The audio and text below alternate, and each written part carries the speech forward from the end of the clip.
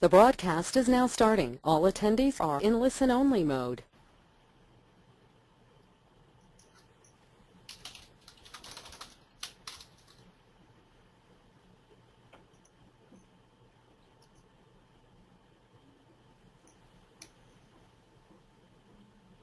Hi, good morning, ladies and gentlemen.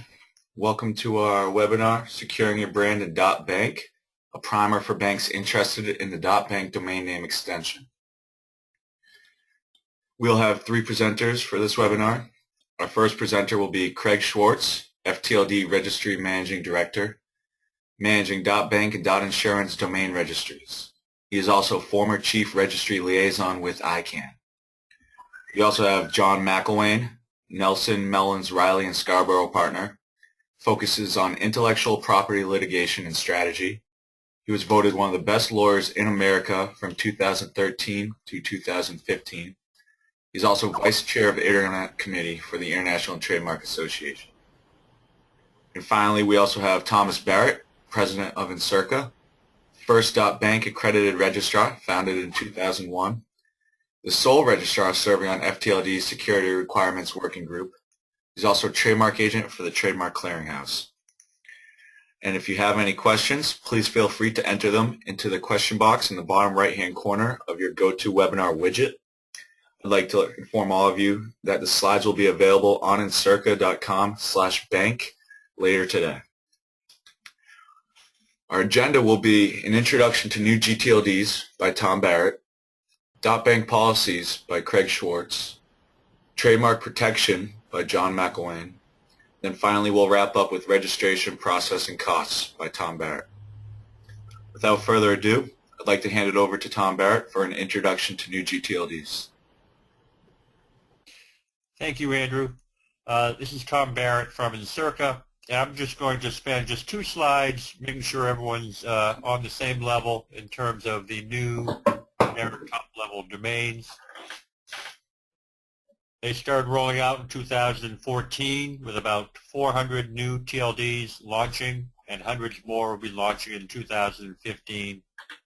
What's different about these new extensions is that all of them are required to have certain right protection mechanisms, in particular the sunrise period that allows registered trademark owners to protect their trademark prior to the general population. All of them must be sold through accredited registrars such as Encirca, and there's about 10 or 12 registrars supporting .bank right now. .bank is launching in May 2015, again with its sunrise period for 30 days, and then there's a brief founders period before it opens up for general availability in June. The registry behind .bank is also launching .insurance in the fall of 2015. So how is .bank different from all of these other 2 top-level domains? First of all, it is community-based. It is owned and managed by representatives and folks in the banking industry, and so they have a lot at stake in making sure that it builds trust for online banking on the internet. It has very strict eligibility criteria, it has very strict security requirements, and it does require that the domain names that are registered correspond to the bank's legal name in some way. And again, we're going to get into a lot more detail in this presentation to describe what that means. I do want to let you know that the slides for this presentation will be posted online on Encirca's website, encirca.com/bank. And so, and if you have any questions throughout the presentation, simply enter them into the question box on the GoToWebinar, and we'll get to them at the end of the presentation. Next slide. So now let me hand this over to Craig from FTLD.com to talk more about the policies behind .bank. Thank you, Tom, and thanks to all the bankers on the line today participating in this webinar to have an opportunity to learn more about the rollout of .bank and how you can participate during the registration period starting in May. I do want to take a moment to say a little bit about FTLD Registry Services, the company, and Tom already said a few words, but it's important to know that it is a private company, that it was founded by a number of banks, insurance companies, and several trade associations. It is owned, operated, and governed by these very same entities. So it is a community-based effort, and the goal of what we do is to serve and protect banks, insurance companies, and the customers that they serve. In 2011, as we were preparing our applications to ICANN for both domains, we established a security requirements working group. That group has met a couple of times over the last 4 years to make sure that what we require in the way of security is best in class, it meets the needs of banks and their customers, and it adds to the trusted nature of .bank. We've also got an advisory council that is a mechanism for other stakeholders to participate in discussions about how FTLD, the company, is run and how its various registration policies are either created and or changed over time. As Tom mentioned, we'll be launching .bank in May of this year and .insurance a little bit later. And at the bottom of slide 7, it lists our key technology partners, which are VeriSign. It's what's called our technical services provider. They are responsible for the mechanics that make the registry actually work and that domain names actually resolve on the internet. We've got Symantec as our verification agent, and I know Tom is going to talk more about the verification process a little bit later. And then we've got selected ICANN accredited registrars. I think we have about 12 so far, and Circa is one of them. So moving on to slide 8, and what I'll be covering in the next few slides are all the core features of .bank and why it is a trusted and protected, more secure and easily identifiable location on the internet for banks and their customers, and what differentiates, and I'll repeat what Tom said earlier, .bank from nearly every other top-level domain that either currently exists or will be rolled out during the course of this year, is our strict eligibility requirements that is mandating who can have a name, what types of names can be registered, and how can those domains be used. And when you couple those eligibility requirements along with our enhanced security requirements, we get to this trusted and very different .bank than other domains. So slide 8, we're talking about strict eligibility, and in our applications to ICANN, we said that the TLD would be available for members of the global banking community. So it's not strictly a U.S.-based effort. Our advisory council and board of directors ultimately wound up defining the categories that you see on slide 8, and from regulated banks and savings associations to banking trade associations and government regulators, we see and envision that the vast majority of entities that will register domains in .bank will be banks themselves. See, we've also got this item called industry service providers, and we included this because we know that there are, for example, core processors that many banks rely on to run their websites, run their online banking platforms, run other internal infrastructure elements of a .bank's web presence. And because of that critical role that core processors and some other service providers play, we felt it was important that they also have an opportunity to participate in .bank. So moving on to slide 9, where we start to talk about the enhanced security requirements. We have a number of both operational requirements and technical requirements, and some of those are listed here. Mandatory verification and re-verification, which again we'll get into slightly more detail a little bit later, is to ensure that we know who's getting into .bank and that we know that the types of domains that are being sought are and should be awarded to those banks. Two of the components, or I should say three of the components of the verification piece is to ensure that the person requesting the domain name is a full-time employee of the bank or of the registering organization, that the person requesting the domain is authorized by their employer to register domain names for that entity, and we also need to make sure that the names that have been requested comply with our name selection policies. We move on to some of the other technical requirements, looking at DNSSEC, which at a very high level, when enabled, associates your website with a cryptographic key, and what that is designed to do is protect the integrity of the data associated with the registration and the actual website.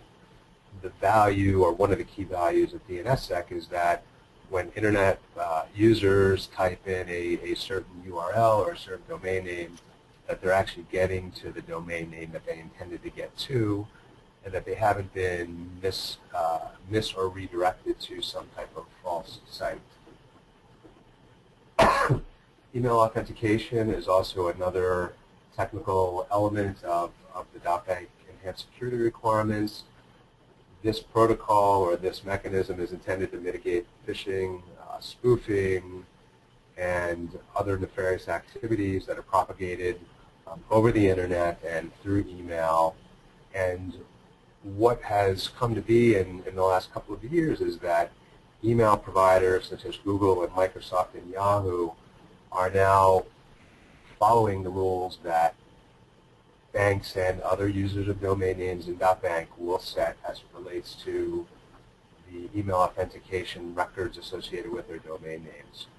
So, for example, if your email authentication policy says we don't use our domain name for email at all, and thus anything purporting to be from your bank's email address would then be rejected by the email provider, again, Google, Microsoft, or Yahoo, and thus would never get to the intended recipient.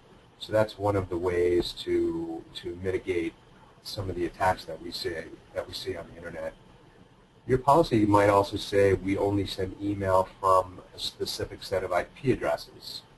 And thus if mail, again, purporting to be from your internet domain or your email address, is not from one of those authorized IP addresses, again, the email service provider would catch that inconsistency and would not deliver that fraudulent email to the unsuspecting user. If we talk a little bit about enhanced encryption, this is to ensure that data you and or others you do business with sent over the internet using a .bank domain is protected, for example, from tampering.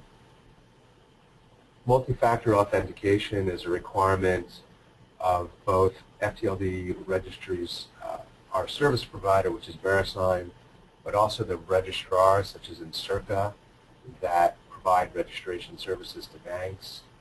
What multi-factor authentication is going beyond just providing a username and password, but some other piece of information that you would have as the registrant of that domain name that would be required to be provided at the time you log on to Encirca's platform, or another registrar for that matter, and request a change to your registration data. So you need your username, you need your password, and one other piece of data, which might be a one-time token. It might be an SMS message sent to your mobile phone. But again, it's a greater way to protect you from having your registration data corrupted by some third party. And then the prohibition of privacy and proxy registration services are strictly to prevent bad actors from hiding behind proxy registration data. which is a pretty common practice for entities that don't want their real name, that is, if it's a bank, their real bank name and contact information to be revealed online. They buy a privacy or proxy registration service, and thus they can more or less mask themselves in their use of domain names, which is not an activity that we permit in .bank. Moving on to slide 10, we talk about the naming selection policies for .bank. Slides 10 and 11 both speak to the same issue.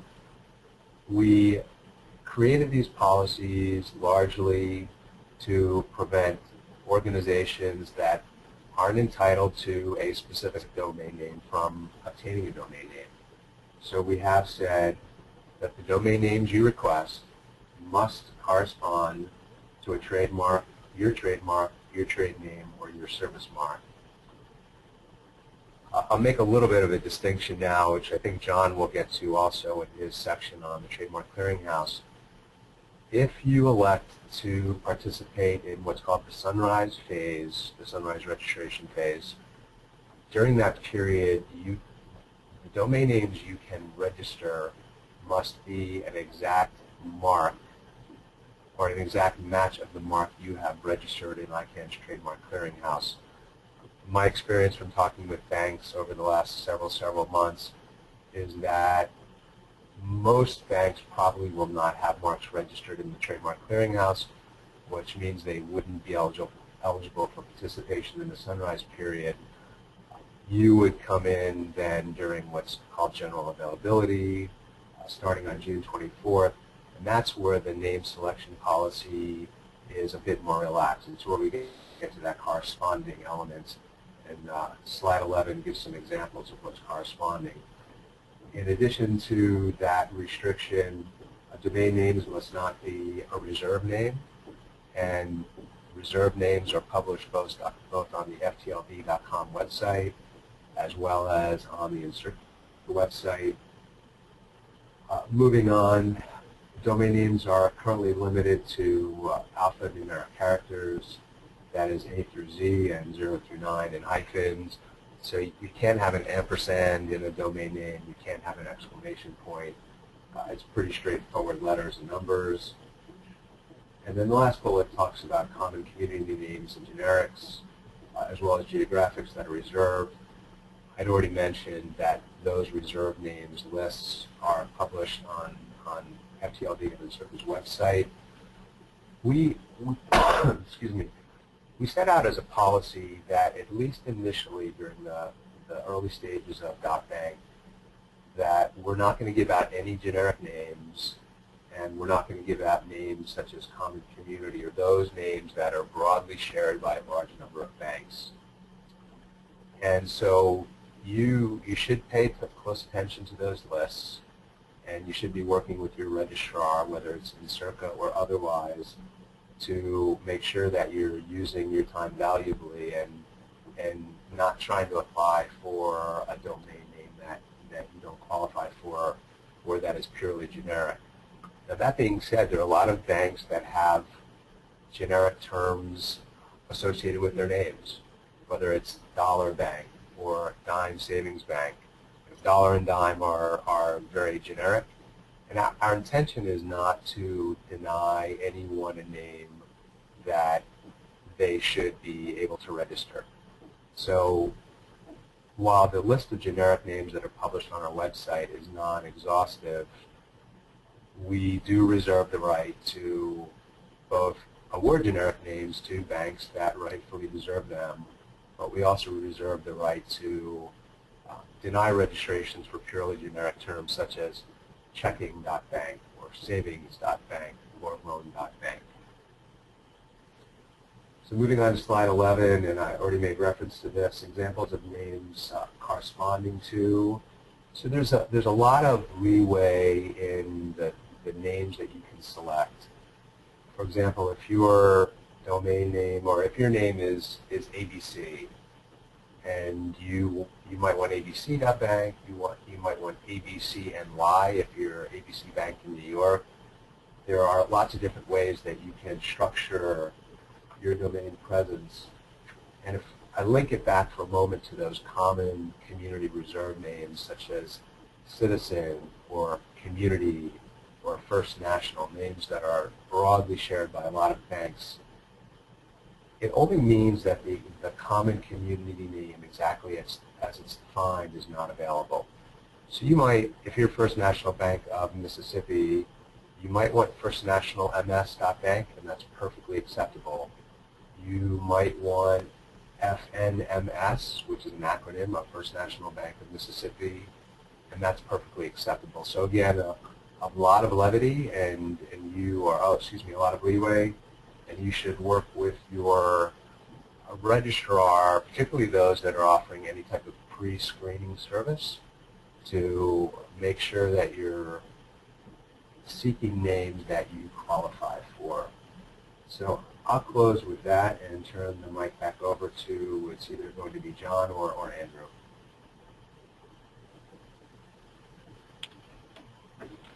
Well, Craig, this is John, so I will take over from here, and thank you very much because your presentation dovetails very well into the trademark protection aspect. Trademark protection is going to be very important in the domain name system for 3 reasons. First, it allows registration, as we've heard, in the Trademark Clearinghouse. Second, it's going to impact, as we also have heard, the verification process and the ability to take advantage of Sunrise registrations. And 3, it allows the bank to protect its business name, its mark, from having others use it, whether online or in a domain name. I'm going to cover the intersection of trademarks with the .bank registration process, which is primarily going to impact the timing of a bank's ability to register within the .bank TLD. Next slide. And the starting point for that is to have a good understanding of the .bank launch process and launch phases. But before hopping into that, I think to help have this slide make sense, an explanation of some of the terminology is in order. TMCH, as you'll see there, that is the common abbreviation for the Trademark Clearinghouse. The Trademark Clearinghouse is the entity authorized by ICANN to serve as a repository of trademark registration data. The Trademark Clearinghouse then enables 2 important rights protection mechanisms, which you'll sometimes see abbreviated as RPMs. The first is a sunrise period. The sunrise period is an early registration period open to holders of trademark registrations that have registered those trademarks with the Trademark Clearinghouse. It also enables a trademark holder that has done so to receive notices when exact matches of other top-level domains are filed within .bank or other top-level domain spaces. There is also a general availability period, which you'll sometimes hear referred to as a land rush. And this is the period in which any person meeting eligibility requirements can register a domain name. So what we have here is the first process that banks should be focusing on if you have a federal trademark, if you have a trademark, is placing that trademark within the Trademark Clearinghouse if you desire a registration in the Sunrise or to receive trademark claims notices. We're recommending that that process be completed by May 10th so that you'll have plenty of time to receive that registration notice back from the Trademark Clearinghouse in time for the launch of the Sunrise period within .bank, which begins at 8 o'clock p.m. Eastern Time on May 17th. The general availability period will be open to all banks, as I said. The starting point for that is 8 p.m. Eastern Time on June 23rd. Next slide.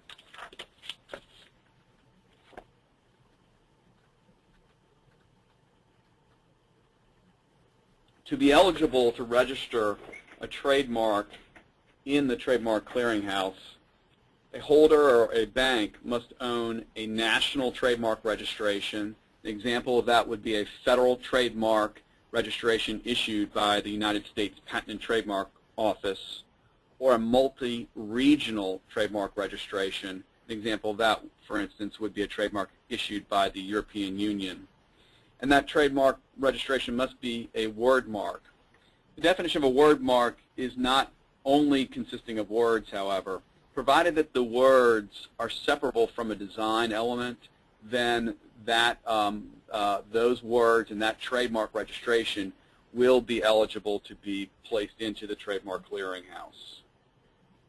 What is not eligible for registration within the Trademark Clearinghouse are state trademark registrations, unregistered trademark rights, such as business licenses, or what we refer to as common law trademark rights, and any trademark registration, whether it is registered on the state level or federal level, that contains a top-level domain, such as a .com, and in fact, any trademark registration that contains a period is foreclosed from being placed into the Trademark Clearinghouse. Next slide, please. So as I mentioned again, the sunrise period is the early registration period available only to banks that have a trademark registered in the Trademark Clearinghouse and that have been issued a signed mark data file. That is a file that will be provided to you or the agent that is handling the Trademark Clearinghouse registration process for you. It is a file that needs to be provided to an accredited registrar like Encirca to prove that you have the ability to take part in the Trademark Clearinghouse. Again, keep in mind that the Trademark Clearinghouse registration process can take about a week, and to be looking out to have that process completed or into the Trademark Clearinghouse by May 10th. On this slide, there's really three important points I want to make. First, keep in mind that even in the sunrise within .bank, it's a first-come, first-served basis. So banks should be working on getting in touch with their preferred registrar so that they can provide that sunrise information to them and start the pre-screening process to register within .bank. And you'll hear Tom speak a little bit more on that process in a few slides. Second, keep in mind that verification must be passed. So just having a sunrise registration is not guaranteed, or sunrise ability to take part in the sunrise registration is not a guarantee that you'll get a .bank trademark or mark. And then also, the last thing is that, as we heard, the corresponding rule, such as the ability to span the dot, does not apply. The rule that ICANN has set for all sunrise periods is that the sunrise domain name registration must be an exact match to the mark registered within the Trademark Clearinghouse. And with that, I'll turn it back over to Tom. Thanks, John. And that's a good overview of the sunrise period. I'm going to talk about the general availability period that most banks are eligible for. So if we go to the next slide, we'll repeat the launch phases again for .bank. General availability opens up at 8 p.m. Eastern Time on June 23rd. And we're highlighting these open times because it is first come, first serve. And so if there are banks vying for the same name, whoever applies first will get the name, provided they can successfully complete the verification process. You are able to apply for anywhere from 1 to 10 years. You can apply for as many names as you wish. And unlike the sunrise period where the domain name you apply for needs to be an exact match to your trademark, during general availability, you can apply for any domain name that corresponds, as Craig explained earlier. It could be an abbreviation, it could be an acronym, it could be any you can add any prefix or suffix to your bank name and it would be eligible. And so we do want to emphasize that the start time is important. And so if you're not first for the domain name you're applying for, your application will not be successful. If you don't complete the verification process, your application will not be successful. And so we want to give you an idea of what those processes will consist of, and so you know what to expect when you apply for your domain name. Next slide. So at a high level, this is how the registration process works. If you go to any registrar and put in the domain name you want, they will first determine if it's available for registration. So we check against reserved names. We check against whether or not you have legal characters, so for example, no ampersand or dots in your domain name. We're making sure it's still available for registration, and for example, making sure a trademark owner did not register it during the sunrise period. Assuming it's available, then your registrar will reserve that domain name for you at the registry. And we call this time critical because it's first come, first served. Once that name is reserved, then you will commence the verification process with Symantec. It may take 2 days, it may take longer. I'll describe in a second what this verification process consists of. But once you are successfully through that verification process, then the domain name which has been reserved for you is released from a pending status and is registered for your use.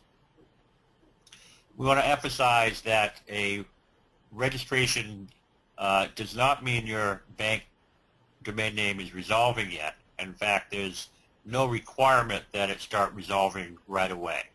So you can continue to use your existing website, be it a .com or whatever, and when your bank is ready to migrate over to your new domain name, you can then migrate your domain name. Next slide. So what is the verification process? Assuming that you've been able to reserve your domain name, you were first in line, Symantec will then review all the information that you provided in your application and perform basically a background check on the bank, make sure they are who they say they are.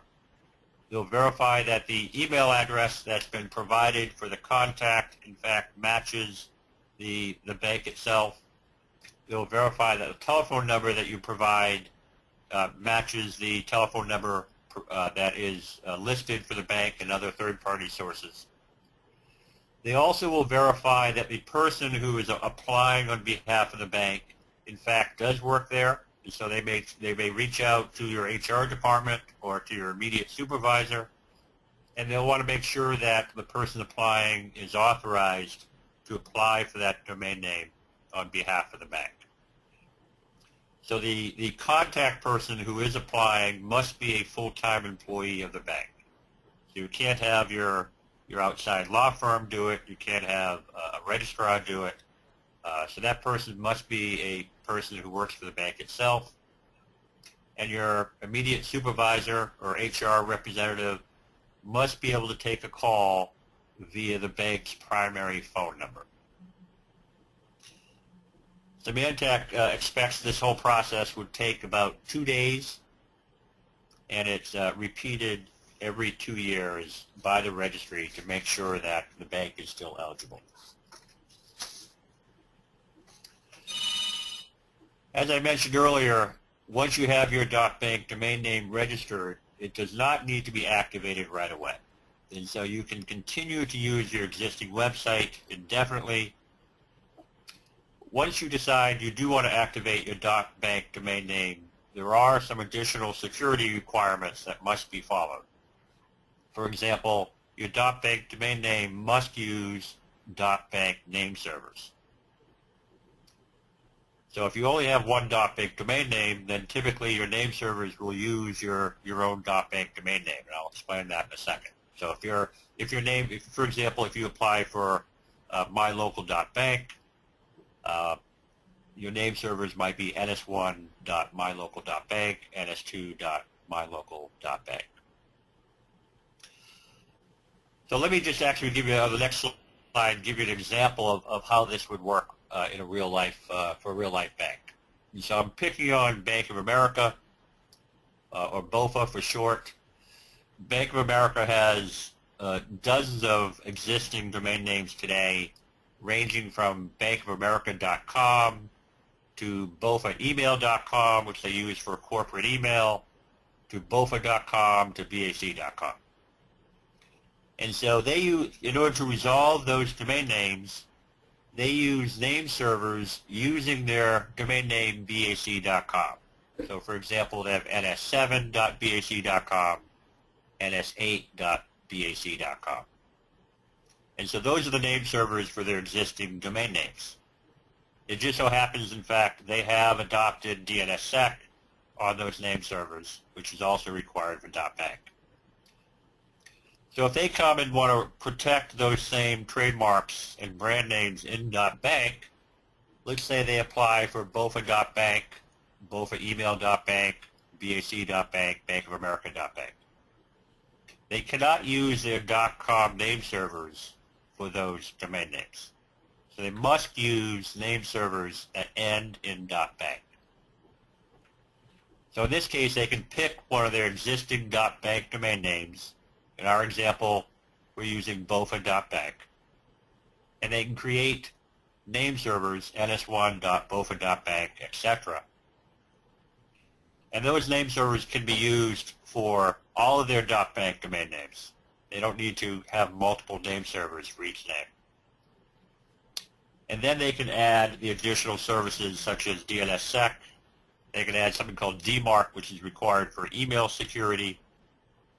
But it's important to realize, and of course they can also do web forwarding from those .bank domain names to their existing website, so those are resolving fairly quickly.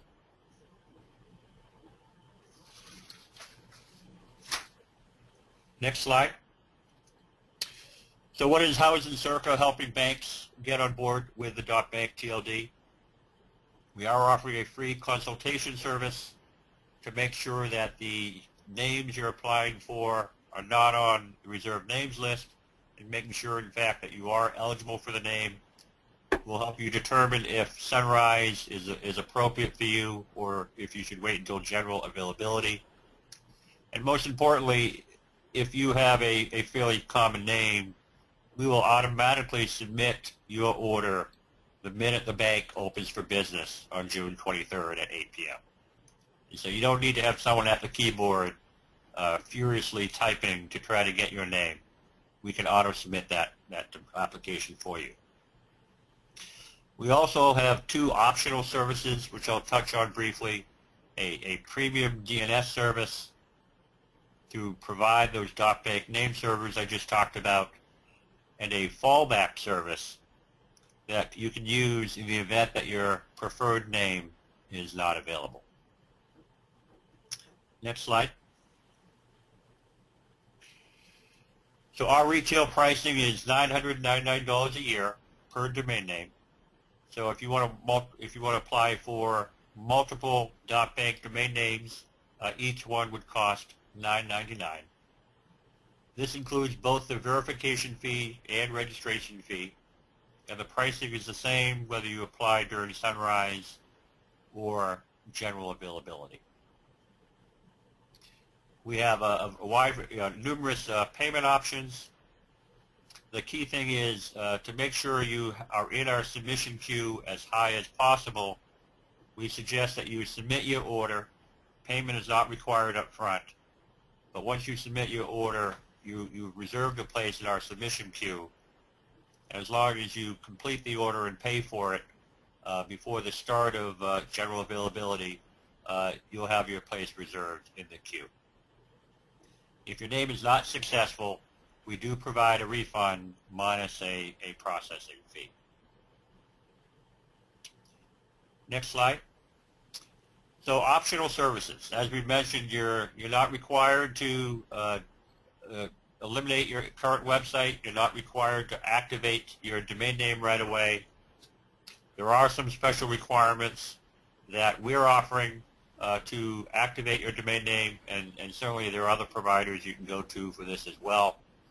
So our premium DNS service, which is $199 a year, will support .bank's mandatory DNSSEC and DMARC requirements. It'll provide vanity name servers using your own .bank domain name. It'll include web forwarding to your existing website. And this single subscription for DNS you can use for all of the .bank domain names you apply for. You may also use it for your existing domain names in .com, .net, etc. The other optional service that we're getting a lot of requests on is people realize that perhaps they won't get their first choice domain name. Many of them will simply apply for multiple names, and if they're all successful, great, they're happy with those multiple names. Some of them say, look, we don't want necessarily to apply for multiple names at this point in time. We only want to apply for an alternative if our primary name is not successful. So we are offering a fallback service. And the way the fallback service works is really only necessary during the first day of general availability. And we will only use the fallback service if, in fact, your primary domain name was not successful. And based on that, we'll automatically submit your fallback name that you indicated to us. So again, there's a one-time fee of $200 for this, and it will apply a credit for your primary order to cover that service. So how do you maximize your success for your .bank domain name? By all means, start now. This is for many banks. This requires some internal conversation about what domain names you want to apply for, which ones you might be eligible for. You might want to consider whether or not you know of other banks that share common names with you, and that will help you determine if you'll have competition for your domain names, either during general availability or during the sunrise period. Encirca can certainly help you check to see if your desired domain name is already in the Trademark Clearinghouse and registered by a bank, which indicates whether or not they might be applying during the sunrise period. Reserve, once you determine what names you want to apply for, you can contact Encirca. We can help you with that process. We can ensure that the names you're requesting are not on the reserved names list, and we can make sure that your order is in our auto submission queue that will be submitted at 8 p.m. on June 23rd. And finally, if you feel like your names would be competitive, you can also order our fallback service so that we will automatically submit that fallback name only if your primary name is not successful.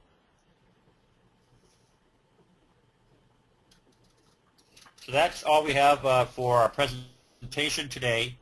We do have quite a few questions. I know Craig wants to make some general remarks before we get to those questions.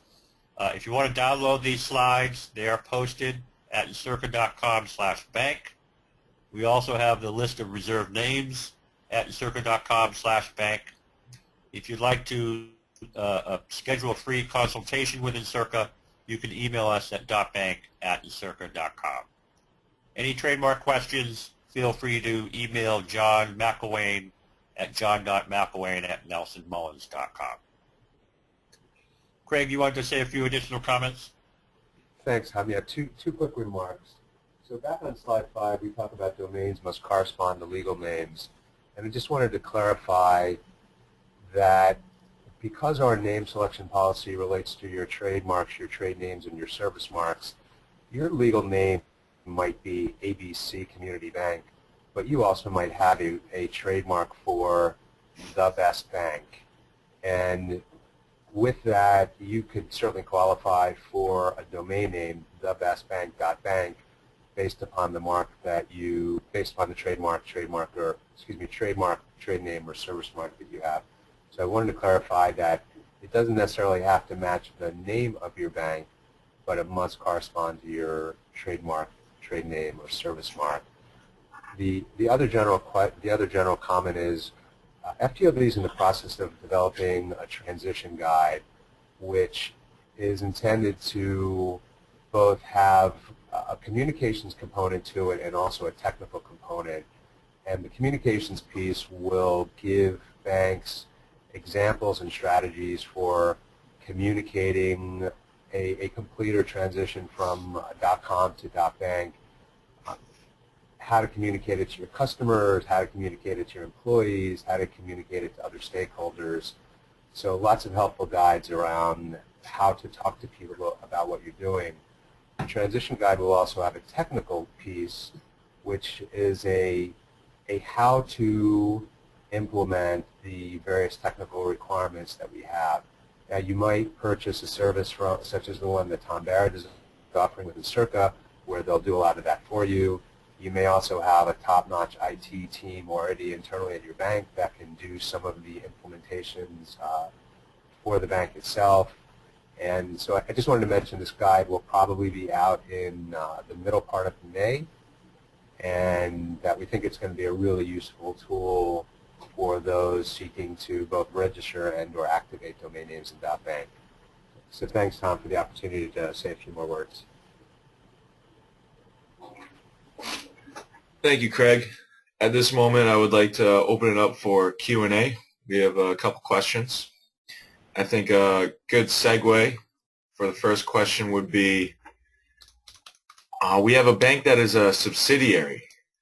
They want to know if they can register a .bank domain name that corresponds with their parent company. So domain names can be registered by entities that meet the eligibility requirements.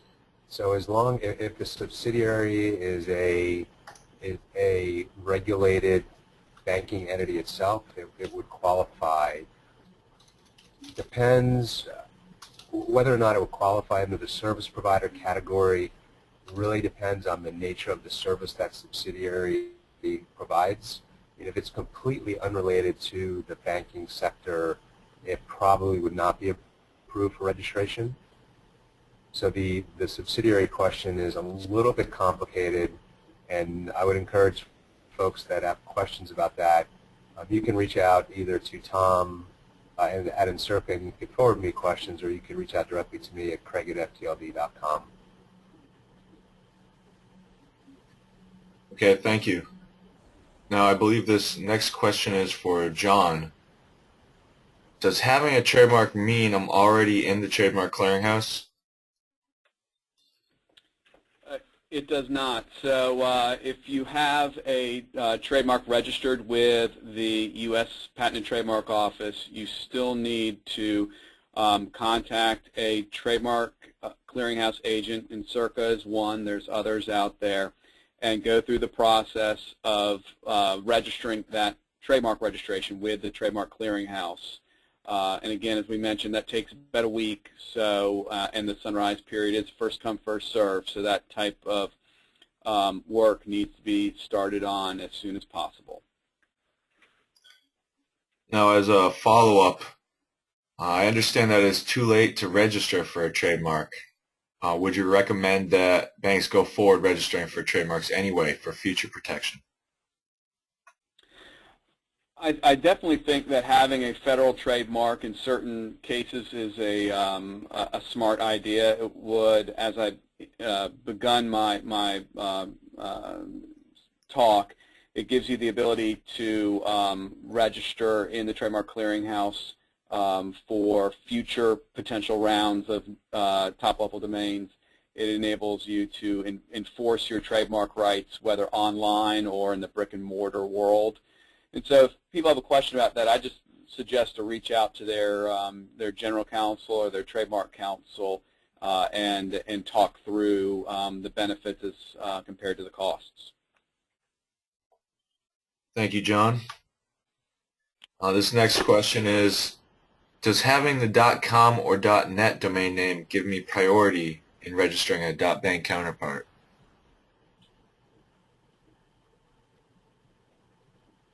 So Tom, either you or I could take that, but the short answer is no. It does not give you priority. As Tom highlighted, all domains are awarded in .bank on a first come, first served basis. And it's probably worth pointing out that .bank is a global top-level domain, so it's not limited to U.S.-based banks. So any bank in the world could be applying for that .bank domain name. And again, they may not even have an existing website, and they certainly may not have a .com website. They could be using any country code top-level domain. Okay, thank you. Now I believe we have 2 follow-up questions to that. If a client does end up owning a .com and a .bank, can they use both of them simultaneously? Absolutely. So there's certainly no requirement that you stop using your existing website. As I mentioned, you have some time you can activate it right away, for example, with our service, and forward your .bank domain name to your current website. As Craig mentioned, the registry will be coming out with a full migration guide that will describe how you move your website from perhaps simple forwarding over to a full-fledged .bank website. Thank you, Tom. Regarding forwarding, can a .bank domain name redirect to a .com domain name or vice versa?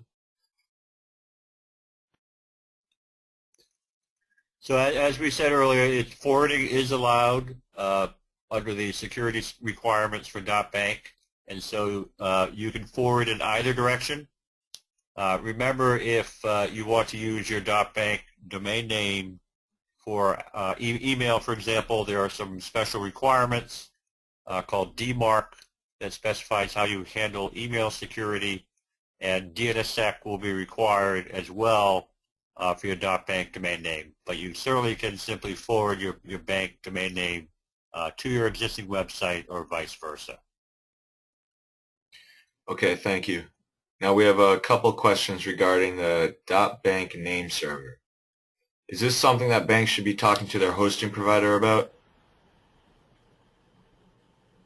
Absolutely. I think if you're comfortable with your current hosting provider, you can ask them about how they would support the .bank requirements. There's quite a few options out there in terms of making sure you can activate your domain name with .bank. And regarding Encirca's pricing for the premium DNS service, the price you gave was $199 per year. Is that per domain name or is it per multiple domain names? So that could be used for multiple domain names. So it's a fee for the hosting of 1 or 100 .bank domain names, and so you don't have to repeat it for every .bank domain name.